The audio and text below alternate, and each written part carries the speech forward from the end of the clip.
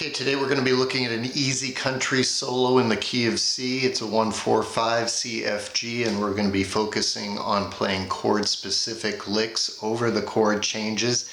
And I'm going to be focusing especially on this cool sixth lick that connects the 5, the G chord, back to the 1, the C chord.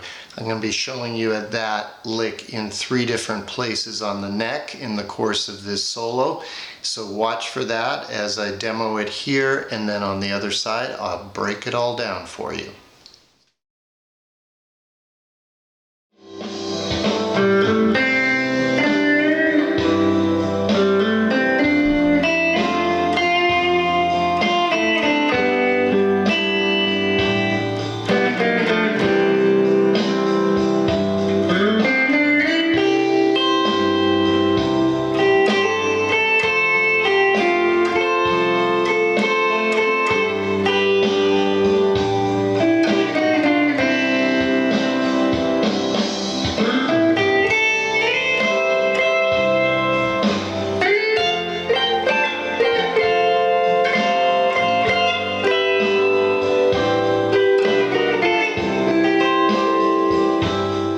Okay, so in this 1-4-5 in the key of C, we're going to be playing major licks, C licks over the C chord, F major licks over the F chord, G major licks over the G chord. It's called playing the changes as opposed to just playing one scale, for example, the C major pentatonic scale through the whole song.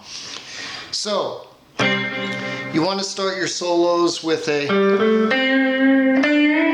sort of an introductory phrase like you would a conversation, right? Okay, so I introduced it with a C major pentatonic lick on 5th and 7th frets, 3rd and 4th strings. And I gave that D note at the 7th fret, 3rd string a little wiggle. Then we're going to the F chord. Where's your F note there? The closest F note there is at the 6th fret, 2nd string. So I climbed up to that note, gave that a little vibrato, and then now we're transitioning to the 5, to the G chord. I walk down, so that's 6, 5, 3 on the 2nd string, and then play a reverse arpeggio of your G chord, right? This is your F shape of a G chord. People call it the E or the F shape. So 2, 3, 4. So then I came back up to that E note, 5th fret, 2nd string. That is the 6th in the key of G. So this is kind of the thing I wanted to focus on in this lesson. When you get to the 5 chord, again, we're in the G. If you take the 6th of the 5 chord, a G6, very common chord to substitute in a country song, rockabilly, western swing, you can then walk that down back to the 1, back to the C chord. So again, we're on the 5, it's a G chord, we're going to make it a G6 by playing that E note, right? You know that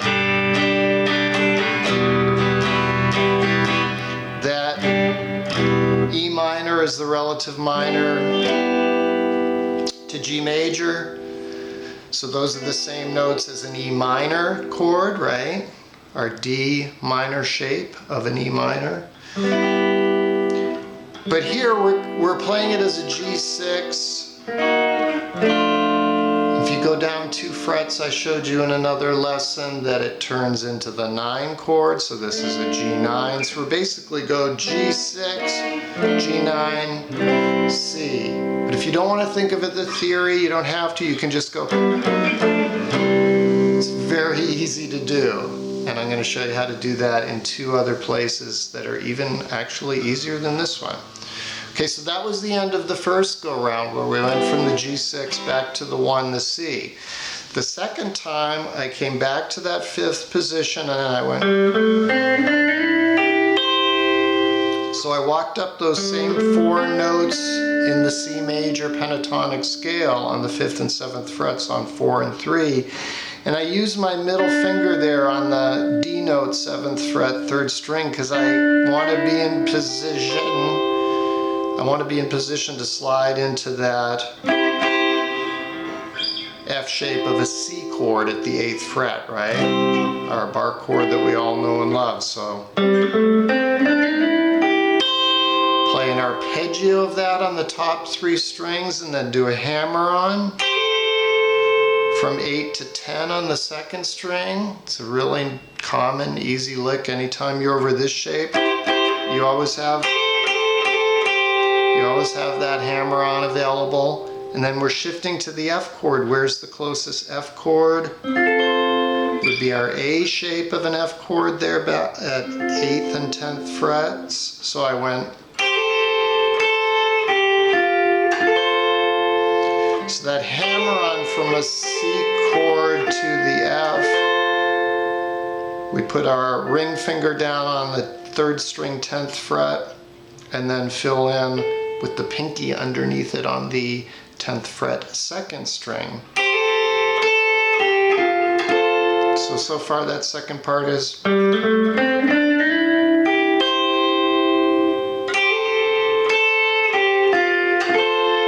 we're going to a G chord. Where's our closest G chord? It would be the D shape of a G chord there at 7 and 8. So I just went. And that sets us up perfectly for our next G6 run down to our root, our 1 chord, our C chord, which would be the A shape there at the 5th fret, with our root note at the 3rd fret, 5th string. So again, this should look similar to you as, oh yeah, that's our E minor. So remember, E minor and G6 are the same thing essentially. So we're playing the top 3 strings of a G6, top 3 strings of a G9. That's our stair step chord, right? Right, 7, 8, 9. So that whole second go round was.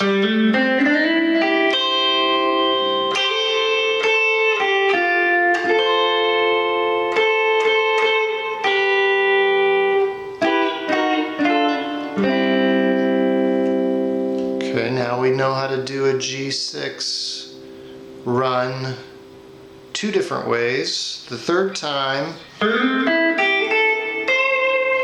I did a C6 arpeggio, right? We're back to that same shape of a C chord.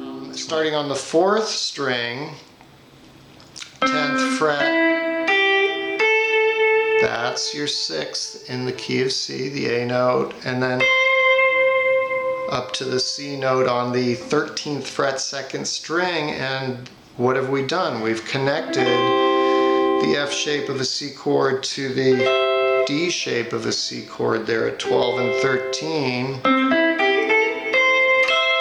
So I played that little double stop there, 12 and 13. Now we're going to an F chord. Where's our closest F chord? Well, it's right there. It's our octave of the F chord of the F shape.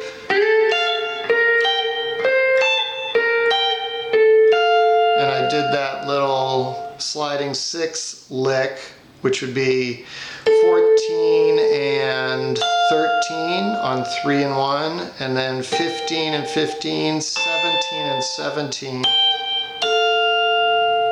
And you can play them with your fingers, you can hybrid pick them, or you can lay your middle finger over that 2nd string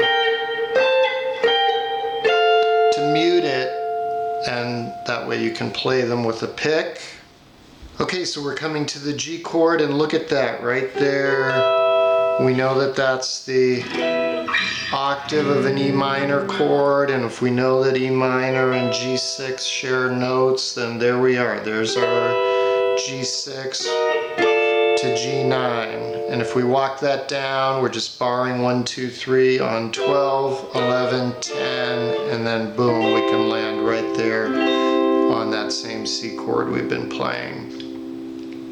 And when you go from the G6 to the G9, it's worth noting here that you should recognize those top 3 strings as being the top 3 strings of this form of a 9 chord that you should know if you've ever played Stevie Ray Vaughan or any blues tune, that this is your kind of standard G9 chord, and that's the top 3. So anyway, we come and land on our C chord, which I ended with. So a variety of licks here today, but the most important one is that transition from the 5 chord, playing the 6 of the 5 chord, back to the 1. And the way you find it is very simple. Okay, let's say we're in the key of A. You know your 5 chord is an E. Well, look at that. It's those top 3 strings, right?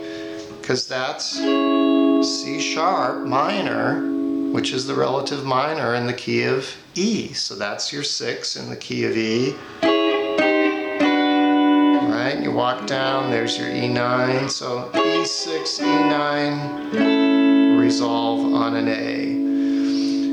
If that's too complicated a way for you to find the 6 chord, I always say do the F shape and then put your pinky down on the 2nd string 2 frets up.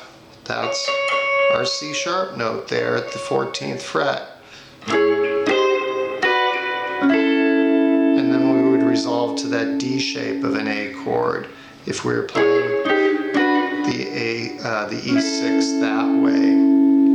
So you can hear that that's the same.